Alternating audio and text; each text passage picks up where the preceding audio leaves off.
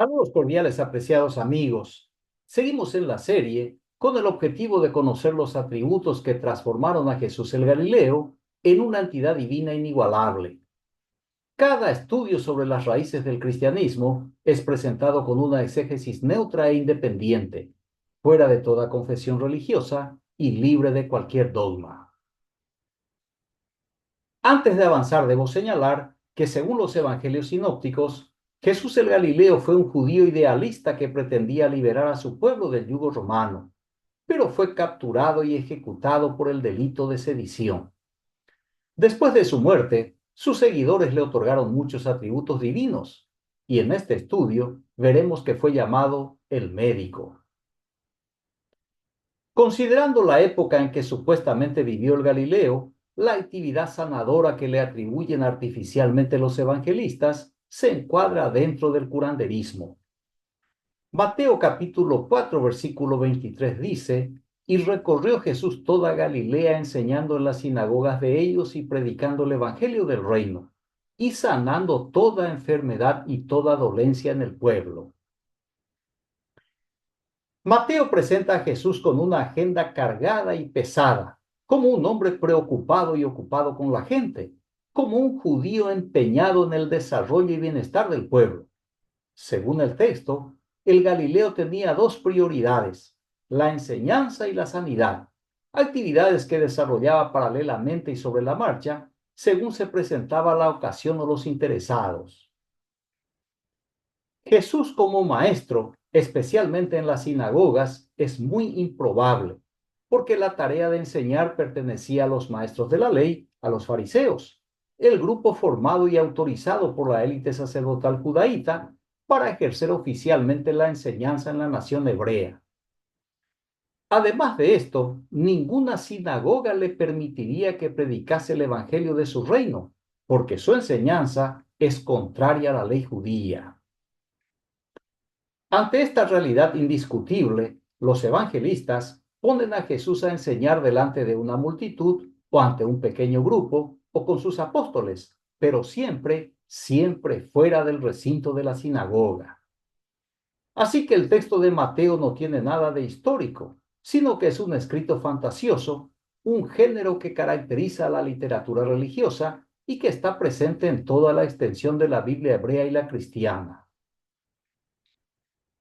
La segunda actividad que Jesús realizaba es sanar toda enfermedad y toda dolencia en el pueblo.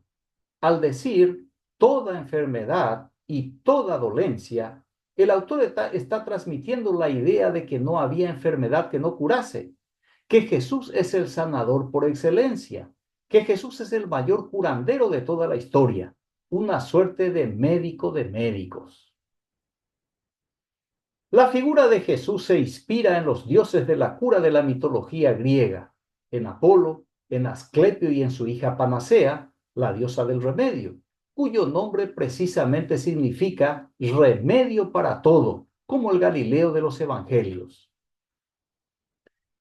La tradición médica les incluyó en el juramento hipocrático, que data del siglo V antes de la era común y que todavía es tomado por algunos médicos en el acto de graduación.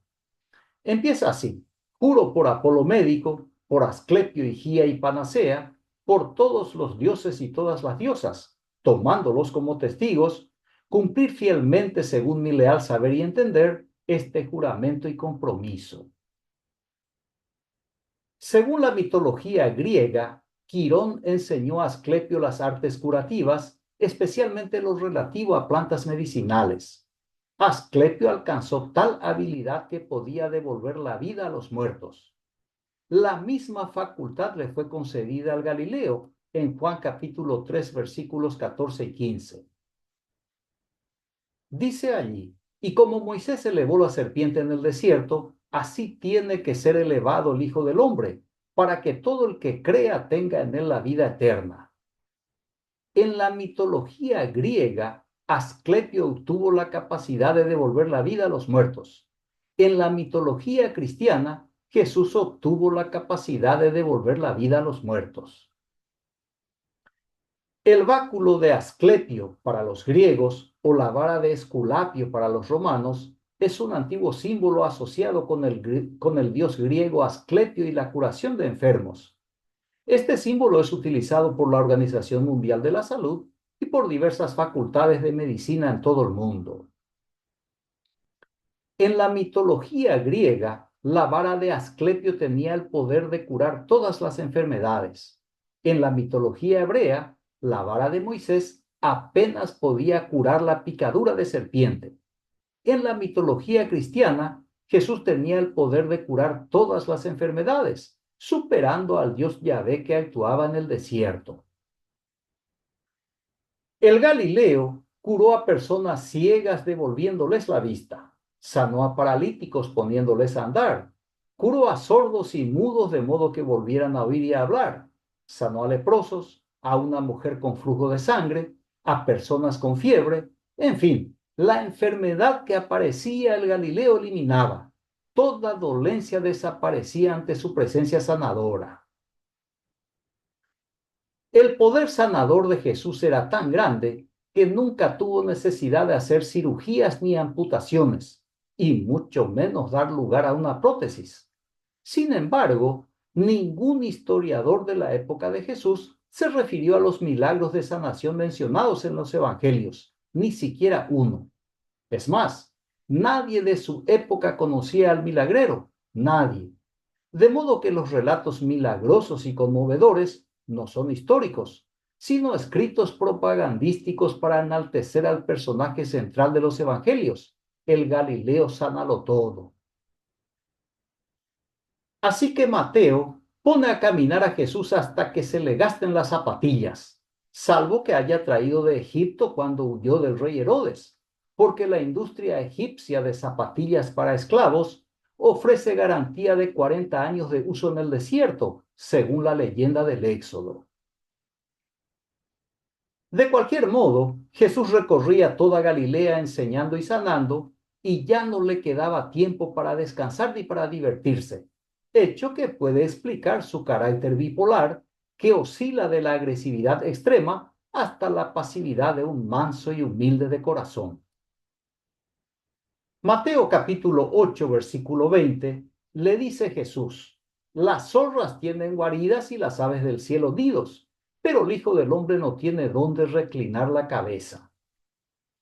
Jesús era el correcaminos de la sanación, un médico ambulante que no tenía domicilio fijo, que pasaba todo el día por la calle, con una popularidad que nos recuerda el conocido refrán: ¿dónde va Vicente? ¿Dónde va la gente?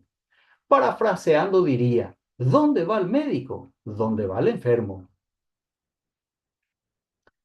Lo cierto es que esta actividad no se corresponde con la agenda de un candidato a Mesías que pretende librar a su pueblo del yugo romano, a menos que los cure con el propósito de integrarles al grupo de milicianos que enfrentaría al ejército romano. Pero el Jesús de los evangelios es solo un personaje literario. Aunque vestido con atuendo judío, es definitivamente un actor romano, como se transmite en el siguiente diálogo.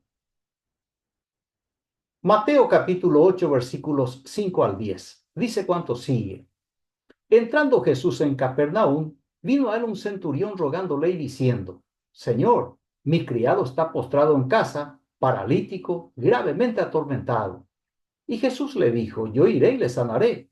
Respondió el centurión y dijo: Señor, no soy digno de que entres bajo mi techo, solamente di la palabra y mi criado sanará. Porque también yo soy hombre bajo autoridad, y tengo bajo mis órdenes soldados, y digo a este ve y va, y al otro ven y viene, y a mi siervo haz esto y lo hace. Al oírlo, Jesús se maravilló y dijo a los que le seguían: de cierto os digo que ni aun en Israel he hallado tanta fe.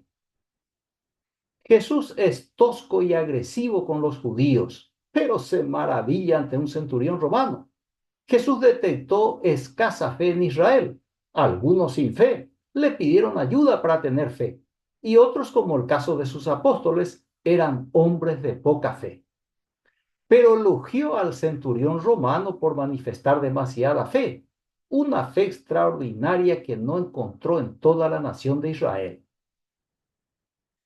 Veamos un poco más de cerca la escena. El centurión romano es quien busca a Jesús. El centurión es quien recurre a Jesús para que sane a su criado que está paralizado. El centurión romano le ruega a Jesús. El centurión se dirige a Jesús como Señor o Adonai. El centurión le confiesa a Jesús que se siente indigno de recibirlo en su casa. El centurión romano argumenta en favor de Jesús, resaltando primero que el médico tiene poder para curar a distancia.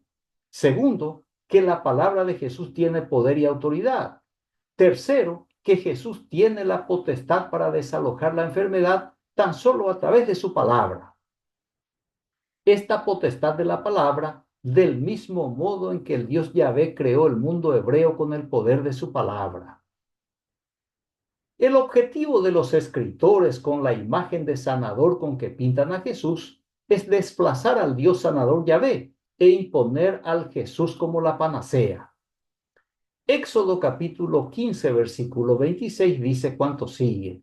Y dijo, si escuchas atentamente la voz de Yahvé tu Dios y haces lo recto ante sus ojos, obedeces sus mandatos y guardas todos sus preceptos, no te afligiré con ninguna de las plagas con que afligí a los egipcios, porque yo soy Yahvé el que te sana. Cabe recordar que tanto la Biblia hebrea como la cristiana son herramientas de control social, control del pensamiento y de la conducta a través de la teología del dominio. Para eso fue moldeado el Dios Yahvé, para controlar al pueblo campesino y supersticioso, como lo vemos aquí, amedrentando y amenazando a su propio pueblo, con el objetivo de que la gente obedezca a sus representantes en la tierra, los miembros de la élite sacerdotal judaíta, el reino de sacerdotes de Yahvé. La élite sacerdotal opera como ventrílocuo y su voluntad es emitida por el Dios Yahvé, un ente sin vida controlado por los religiosos para dictar leyes supuestamente divinas, con el propósito de controlar a la población. En este texto, los sacerdotes le visten chaleco blanco al Dios Yahvé y le presentan al pueblo como el médico de la nación. El Dios Yahvé, por su parte, expide la receta que contiene la voluntad del clan religioso, con 4 indicaciones bastante claras. Una, poner atención a lo que dice el sumo sacerdote, el portavoz oficial del Dios Yahvé.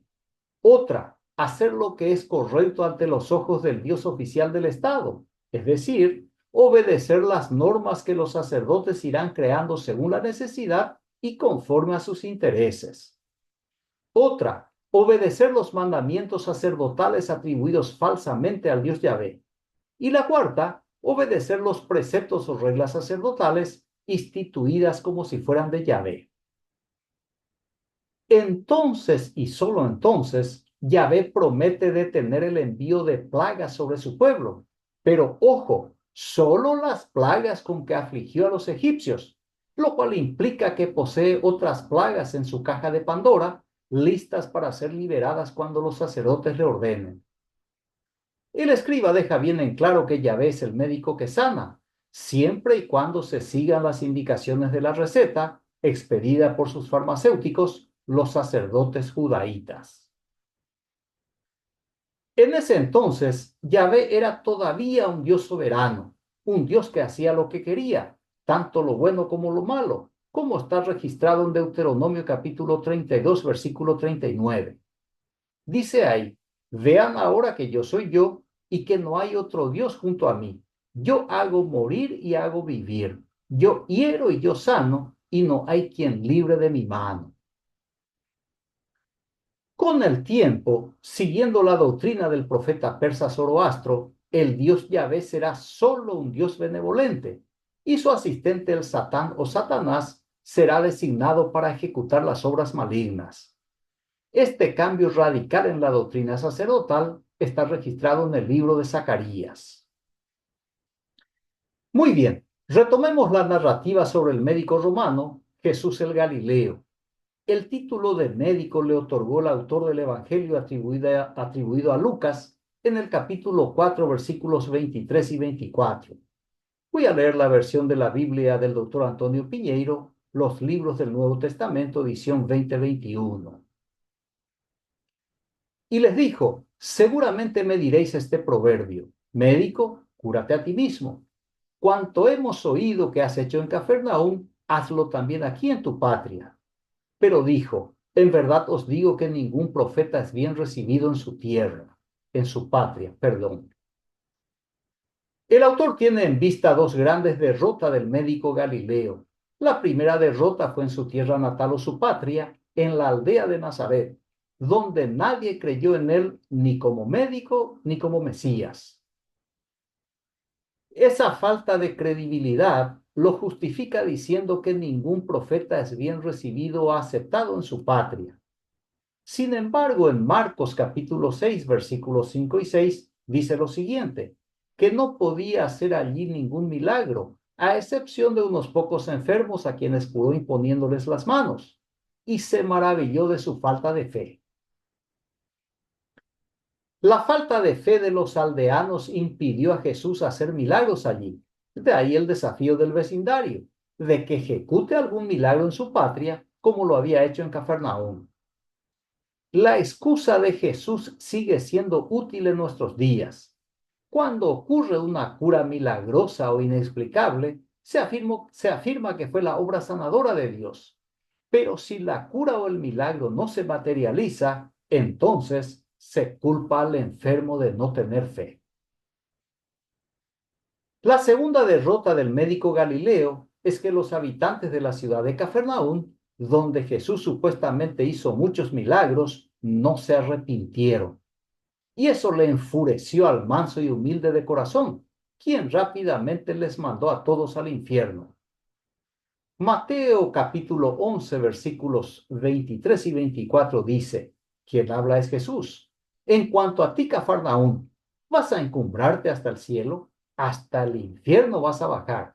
Porque si en Sodoma se hubieran obrado los milagros que se han obrado en ti, habría perdurado hasta hoy. Sí, os los advierto, en el día del juicio habrá más tolerancia para la tierra de Sodoma que para ti.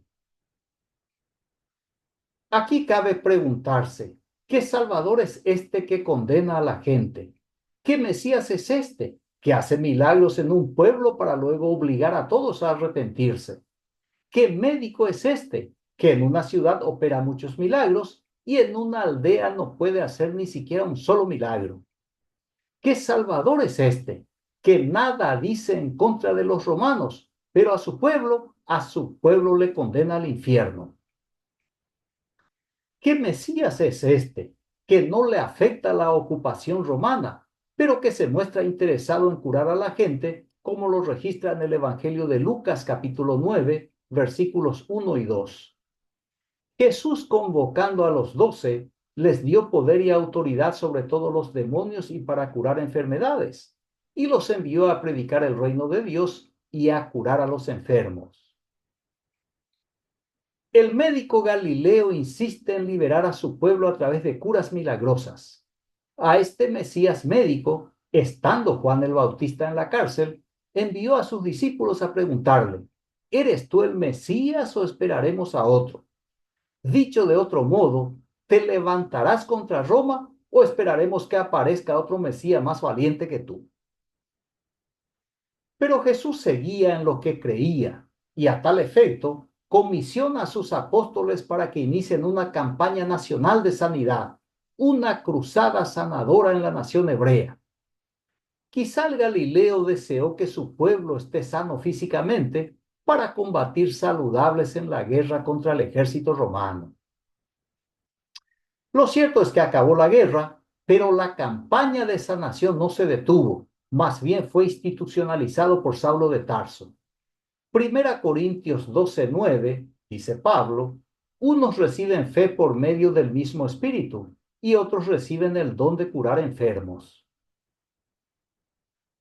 Durante la pandemia del COVID-19, tanto los seguidores del Jesús de los Evangelios como los discípulos del Cristo de Pablo no fueron eficaces.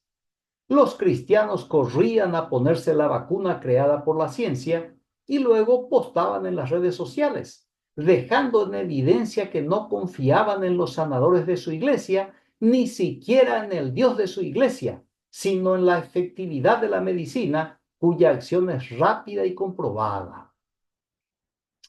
Dígase de paso que tantos los líderes cristianos como las ovejas del rebaño partieron de este mundo sin recibir ningún auxilio de lo alto, a pesar de haber servido a su Dios con temor y temblor, y después de haber rogado urgentemente con ardor y pasión. La explicación siempre es la misma. Los que tuvieron fe en el Dios sanador no murieron, y los que no tuvieron fe fallecieron justamente por falta de fe. Muy bien, concluyo la exposición con la observación del filósofo y escritor francés Voltaire. El arte de la medicina consiste en entretener al paciente mientras la naturaleza cura la enfermedad. Agradezco su amable atención, reciba un fraterno abrazo y hasta el próximo estudio. Gracias.